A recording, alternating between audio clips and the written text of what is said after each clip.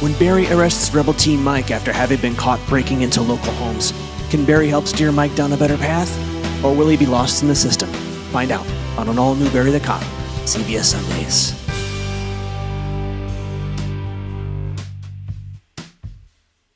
Chris watches Pretty Little Liars. Chris watches Pretty Little Liars. Chris watches Pretty Little Liars, so he can help you figure out who's A. Season 2, Episode 8.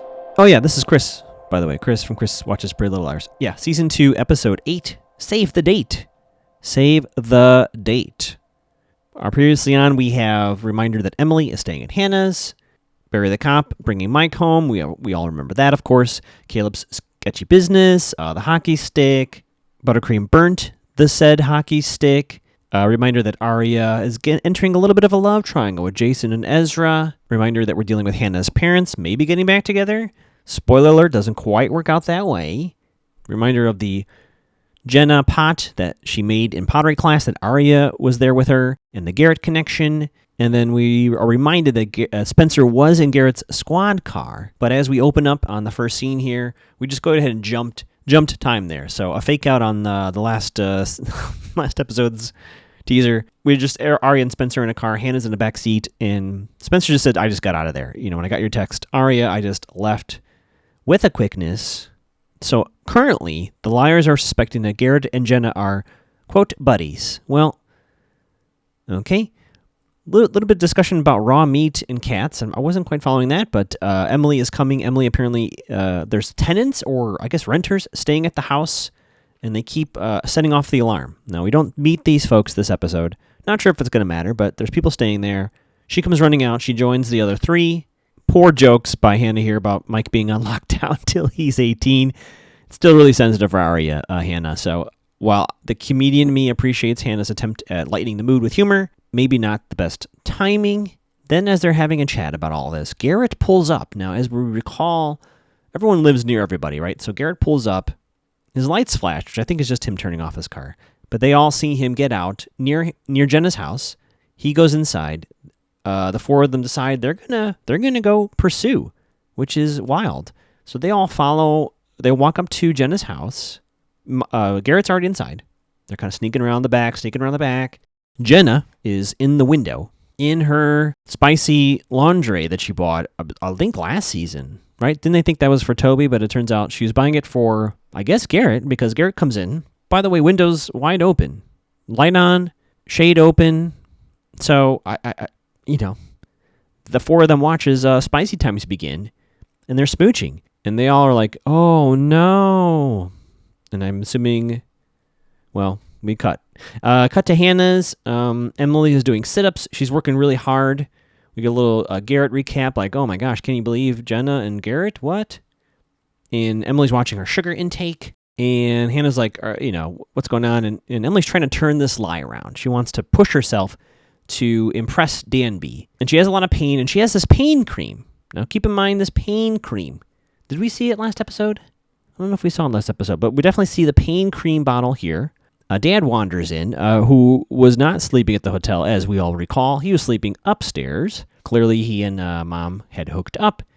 No need to explain. It's a little awkward. Eventually, Mom also enters the kitchen, and there's a little chit-chat between the two parents, and he says, there are some things you just can't turn off. And Ashley gives a little, And then Hannah gets some mail.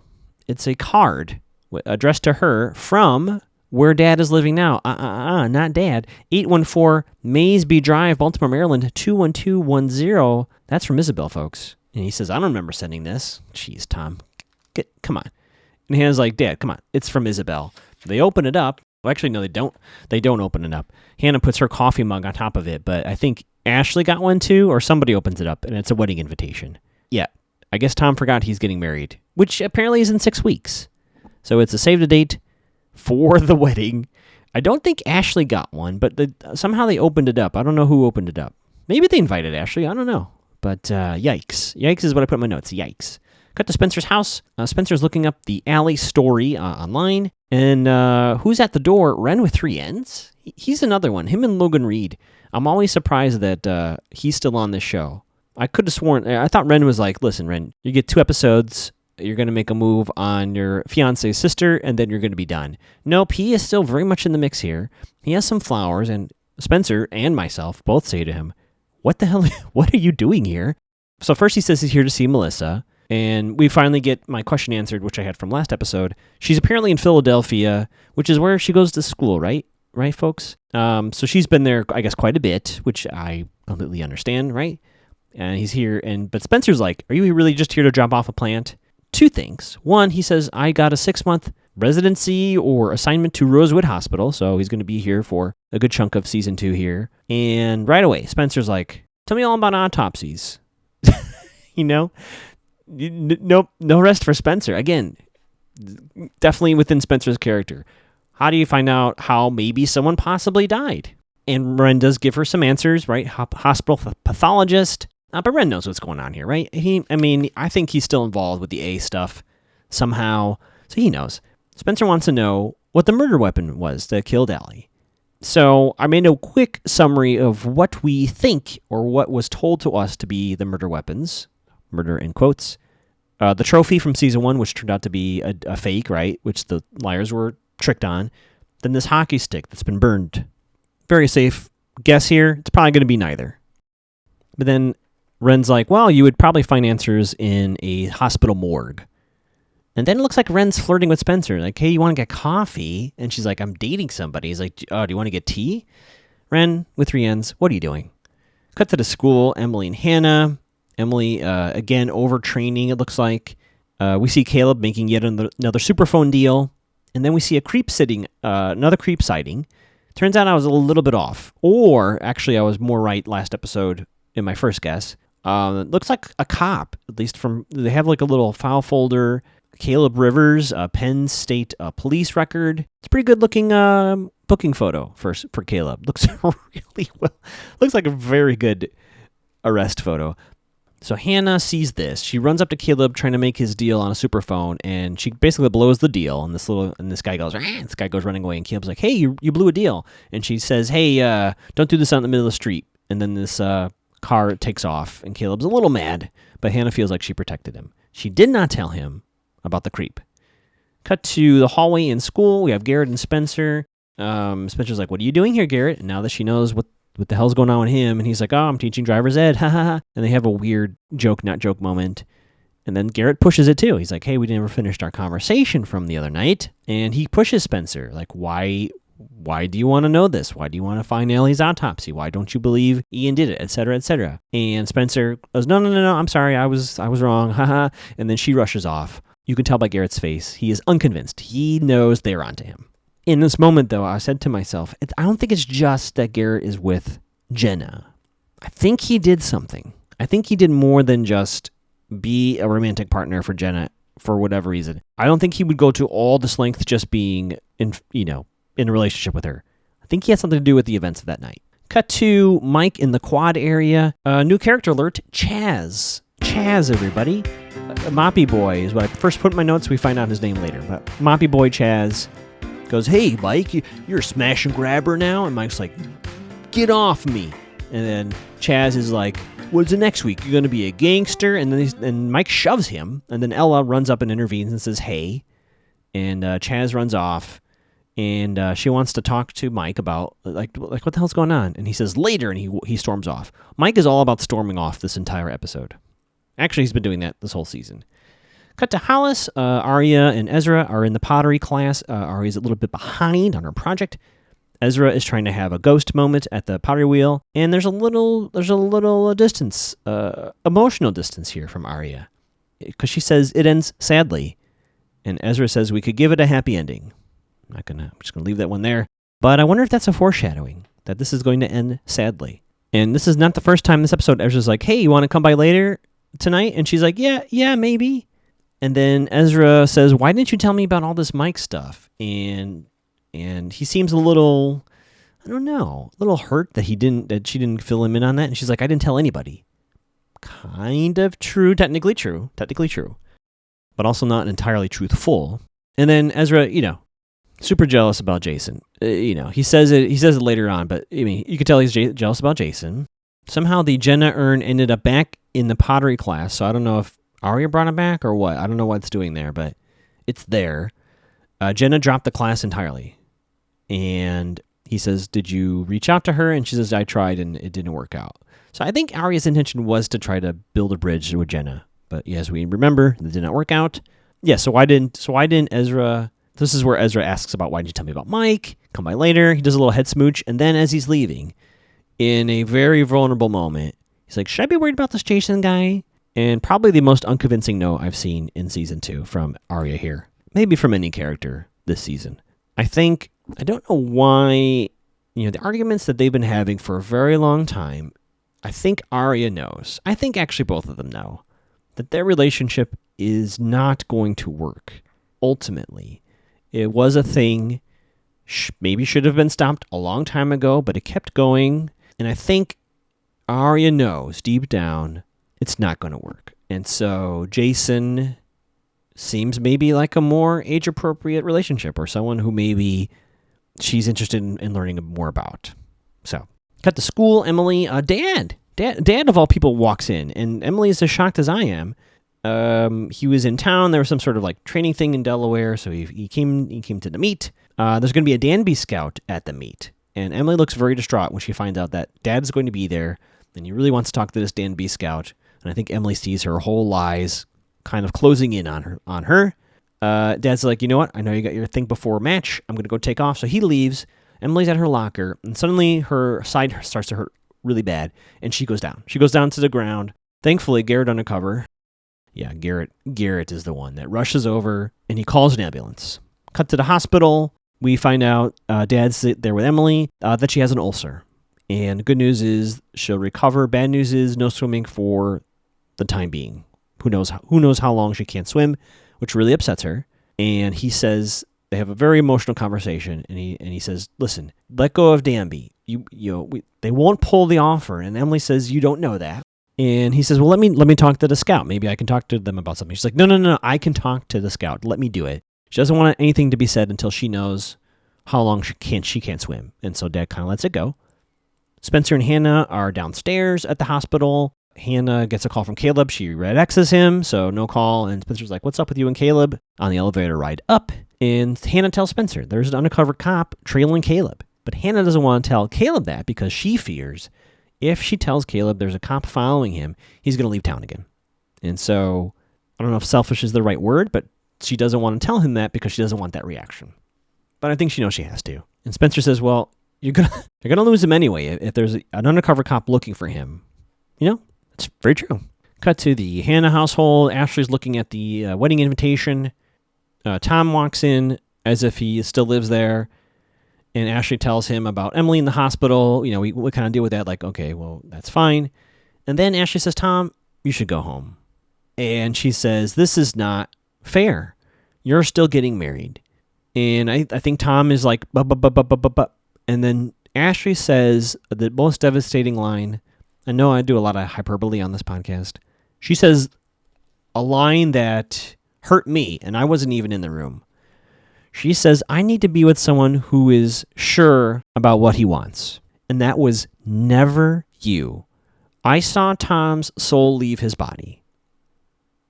And Tom very quietly, without a word, removes the key from his keychain, sets it on the thing there in the foyer, puts the key down, and just walks out. And that's it.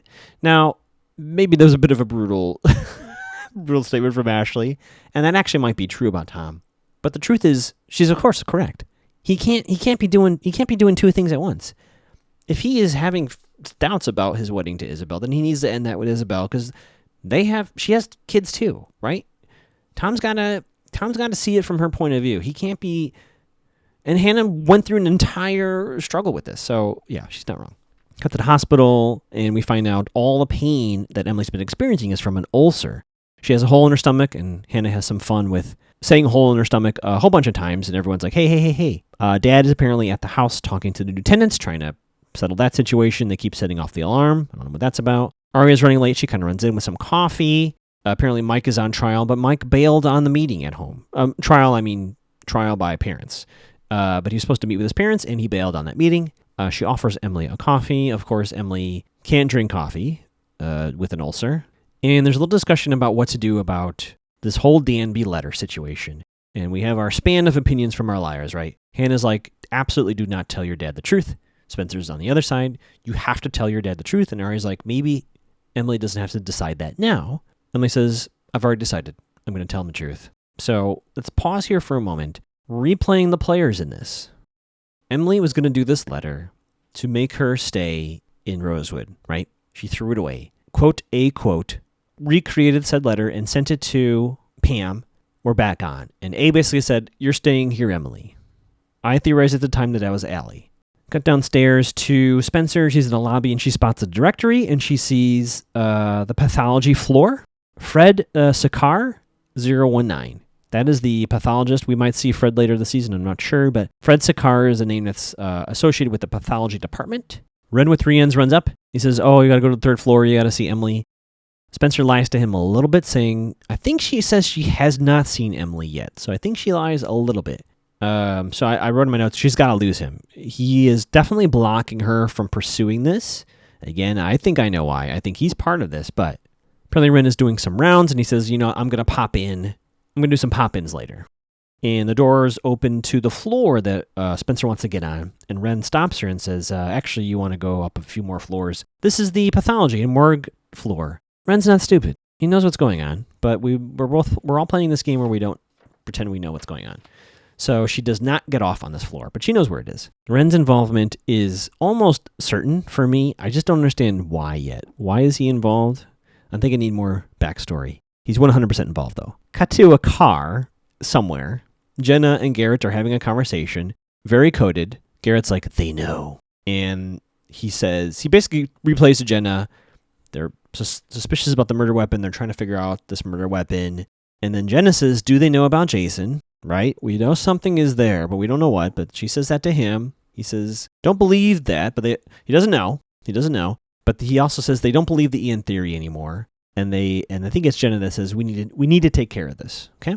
And I said in my notes, isn't this too obvious for this to be Jenna and Garrett? Wouldn't that be just like, well, yeah, this can't be this simple. I don't know what's going on here, but it can't be that simple. Cut to the hospital. Ren visits with Emily and closes the door. So I said to myself, if Ren finds out that in this conversation about Emily's intention to tell her father the truth about Danby, and A does something, we know it's 100% Ren is part of this. It didn't end up happening, but I made that note to myself. He says to Emily that there's HGH in her blood.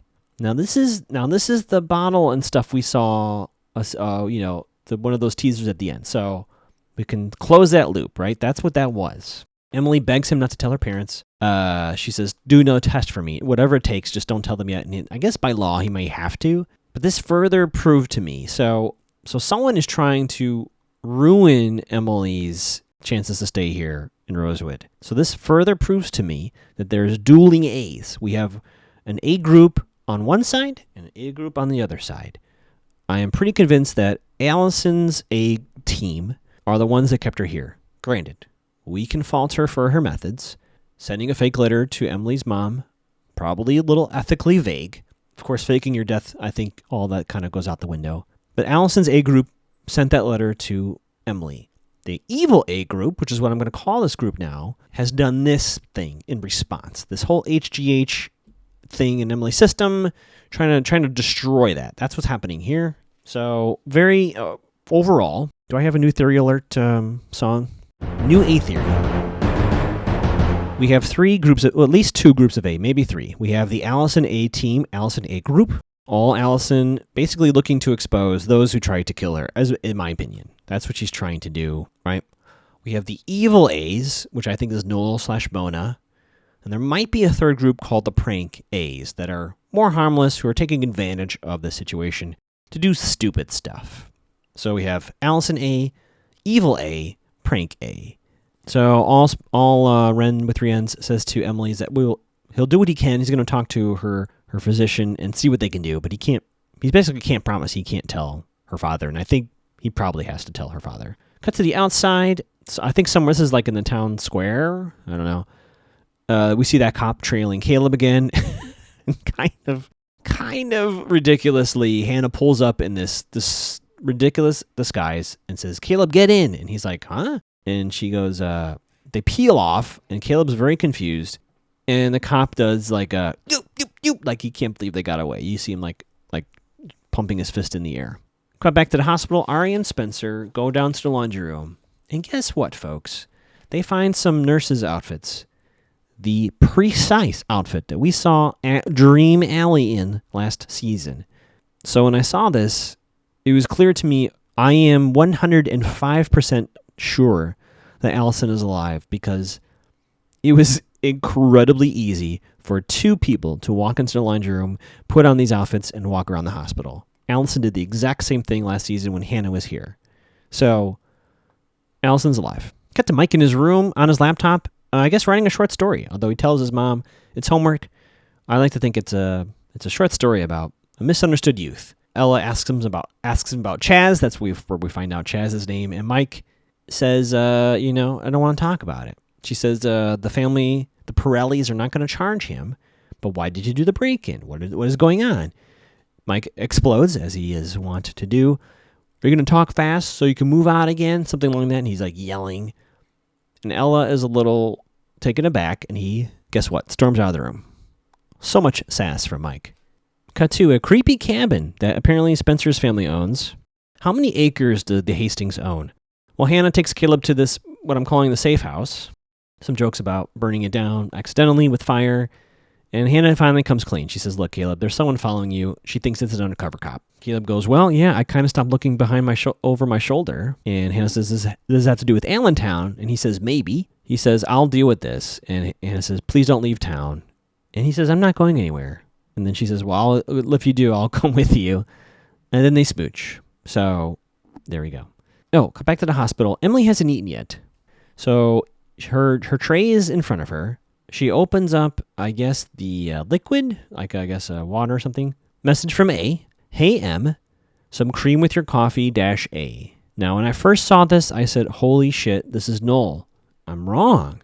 This is Allison, because the pain cream is in her food. Why would someone put that in her food?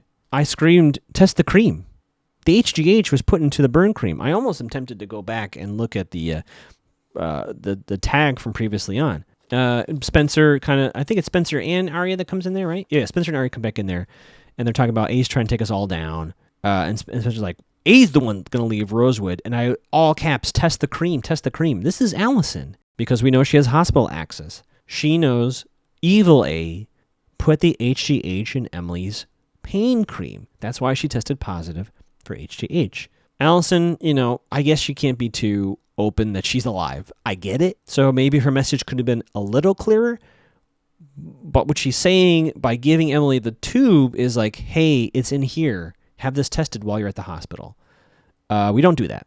But Dad comes in. I think the two liars take off. Dad comes in and he tells Emily, yeah, the people who are at the house, I tell them, you're in Rosewood. You can relax. I don't know. So we're dealing with the alarm system at their old house. Apparently it's been an issue, but Dad fixes it. And Emily's about to tell him the truth. She's about to say to her dad, all this thing about Danby was a lie. He cuts her off and says, don't worry about Danby. I just want you to be happy. We're going to find another way to pay for you to go to college. Don't worry about this. So in a weird way, since Pam already left, we don't have to worry about her leaving Rosewood, at least for this calendar year. So it kind of, in a weird way, kind of worked out. Cut back downstairs. Spencer and Arya sneak their way into the morgue. Very creepy. So they're inside the morgue. They find some cookies, which they find really, really gross. They're slunking around the morgue. We cut quickly back to Hannah. We see Ashley throwing out a ton of beer. Apparently Dad liked a lot of beer. And she tells Hannah, your father went home. Now Hannah's really kind of upset by all this. She's like, well, I thought you two were getting back together. Ashley's like, he loves Isabel. And Hannah's like, well, you said things change, people grow. And Ashley hits her with this line, I have not your father. We were indulging in a fantasy, but he's committed himself to someone else. Hannah makes a good point. She goes, well, he can uncommit. And then Ashley says yet another hard truth. She doesn't want to get back together with Tom. And Hannah storms out. But boy, that's such a level of self-knowledge that she has about herself, right? Like, yeah, it's a bit of a fantasy, and that's what happens when you get back together with an ex, right? You remember the good times. But I think it started to hit Ashley. Tom is the same, and I have moved on. I have grown. A long-term future with this person is not what I want. And it's going to be hard for Hannah, but I think ultimately it's probably truthful. Got back to the hospital in the morgue. Spencer and Arya. Occipital fontanelle is a thing thrown out there. They're looking through the whole report. Fred Sakar, again, is the doctor on file here. And as they are looking at this autopsy, I have to be honest with you, Chris watches PLL audience, I was kind of in the dumps. This really hurt my Allison is alive theory. The amount of work to completely fake an autopsy report like this just seemed overwhelming. I was like, I kind of feel like I'm wrong. I don't know how you fake this entire report. It's because, obviously they're flipping through it and you can't read the whole thing. It's very thorough. It's quite a report to forge, is what I said to myself. She got hit in the back of the head from behind as if she was running away from something. A curved, blunt edge, which the two of them look at each other and they're like, field hockey stick? Yep. But then there's one extra detail. There was dirt in her lungs, and which means she was breathing in dirt when she died. And then, I was not prepared for this, Allison was buried alive. Holy shit. However, the second that was said, Allison alive is back on, everybody. Because that still fits my theory. Let's say Melissa hit her in the back of the head. They thought that she died, so they buried her. And someone came along and saved her. So who that is, what that all entails, I do not know. But that still fits my theory, and we're back on, everybody. Cut to the town square again.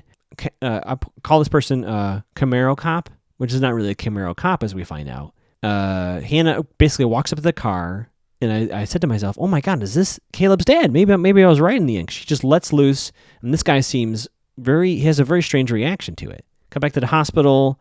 Ezra is calling Arya, so she runs down to the lobby because he's here. They let Emily read the report. I guess they just took it right out of the morgue. Spencer's pretty convinced Jason is at fault here. She thinks that Jason did this now. Emily still, not sure. Cut to one of the lobby areas. Arya and Ezra are having a quick chat. Ezra says, yet again, hey, why don't you come by my place after this traumatic incident? And just at that exact time, as if someone's watching them on camera, Jason De Laurentiis calls Arya's phone. She red X's him and says, oh, it's my dad calling. So a little bit of a lie from Arya to Ezra there. But she says, I got to go right home after this, Ezra, which in absence is actually very reasonable. Her friend is in the hospital. Her younger brother was just arrested for thievery. Maybe Ezra chill on the, let's go hang out at my place for smoochy times, We cut back to Camaro Cop, and we see this person call someone on the phone and says, well, I don't think they want to see you. They know I'm following them. I think this is a private detective. And I think Caleb's parents, either one or both, hired this person to track down Caleb. So, prediction, we're going to see Caleb's parents at some point this season. Hannah and Caleb are elsewhere in Town Square, outside Lucky Leon's Cupcakes, and Hannah's pretty sad. Caleb's like, are you going to call your dad? And Hannah's like, well, why bother? And we're never going to be a happy family anyway. And she watches as a family eats cupcakes. Come back to Emily's room at the hospital, and Spencer and Emily are like, hey, where's page 5? They can't find page 5. I'm assuming this page 5 is going to be very important because it'll prove that Allison is, of course, alive, or that this report is for somebody else. That's my theory, too. Like, maybe they just changed a few names, and it's really for somebody else. And then finally...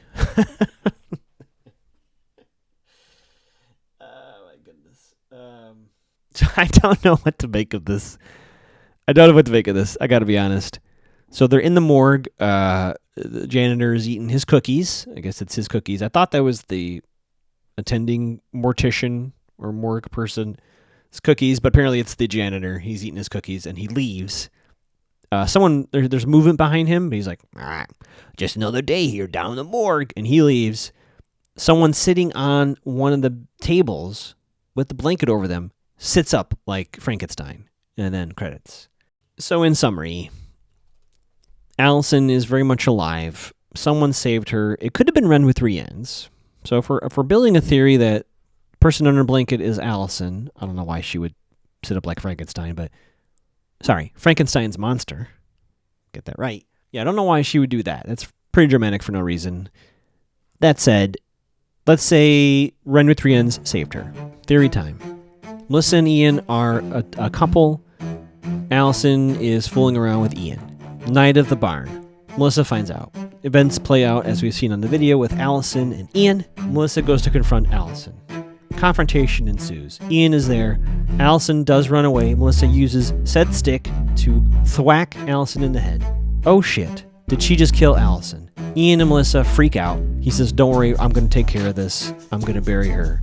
They rope in Ren with 3 N's to be sure that Allison is deceased. Let's say Ren with 3 N's helps for whatever reason. They bury her wherever they buried her. She's not dead though. Ren with 3 N's brings her out of the grave, takes her to the hospital, basically heals her back to health. She is then going to stay there. In the meantime, Ian and Melissa separate, right? Because Melissa's like, I can't believe this nuttiness happened. We're just going to forget all this happened. Allison gets Ren to get close to Melissa to start her machinations. So anytime we've seen Ren do A stuff, he's on Team Allison. Furthermore, let's take it a step further. Why wouldn't have Ren told Emily about the cream directly? I guess he maybe can't reveal his connection to Allison. But we'll even say that he's the one that put the note on there and got the cream. You know, Allison has her ways too. So they brought the cream to the hospital. So yeah, so that's my theory. I'm still building it. But we have Team Allison and Ren on one side, Ian and Melissa, and I guess Jenna, by extension, and Garrett on another team. So, boy, it's getting complicated, isn't it? But I've been Chris. Follow me on Twitter and Instagram at Magoogs. Occasionally twitching at Mac to the Gow. Like, subscribe, smash that like button. Rate, review. No obligation, folks, but I love hearing from you. I love your feedback. And if I'm doing something wrong, please let me know. But you know what? I also enjoy when you enjoy things. And more of, less of. I know a few people have said more songs and more jingles. If I find time to do a song I really want to do, I'm going to put it probably at the end here. I don't know if I'll do it here, but stay tuned. I have a fun idea. But yeah, I've said way too much. Okay.